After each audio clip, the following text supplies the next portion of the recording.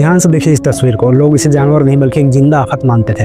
यह है चंपावत टाइगर, एक बाघिन जो सामान्य रूप से कहीं ज्यादा बड़ी और कहीं ज्यादा खतरनाक थी। नेपाल के जंगलों से इस कहानी की शुरुआत होती है, जहाँ इस बाघिन ने लगभग 200 लोगों को मौत के घाट उतार दिया था। गाँव के गाँव खाली हो गए, खेती बंद हो गई, घर से बच्चे निकलना तक भूल गए। जब नेपाल उसे नहीं रोक पाया तो उसे बॉर्डर के पार भारत की तरफ भगा दिया गया। लेकिन यह सोचना की कहानी यही खत्म हो जाएगी, यह सबसे बड़ी गलती थी। भारत के कुमाऊं क्षेत्र में आते ही मौत का सिलसिला और तेज हो गया।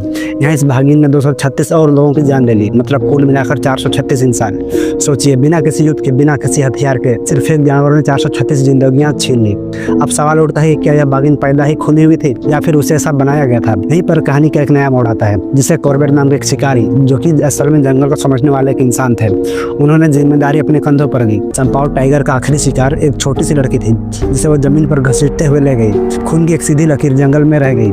जिम कॉर्बेट ने बिना घबराए उस लकीर को फॉलो किया। कुछ ही देर बाद उसने बाघिन को देखा और एक सही शॉट से इस शेर का अंत कर दिया। जब उस बाघिन के शरीर की जांच की गई तब असली सच सामने निकल गया। उसके दांत बुरी तरह से टूटे हुए थे। वो अपना प्राकृतिक शिकार जैसे हिरन या किसी और जानवर का शिकार नहीं कर सकती थी। भूख ने उसे इंसानों की तरफ धकेल दिया और मजबूर कर दिया कि वो सिर्फ कमजोर जानवरों का ही शिकार है। अगर आपको इतिहास की इन बातों में दिलचस्पी लगती है तो आप इस चैनल को सब्सक्राइब कर सकते हैं।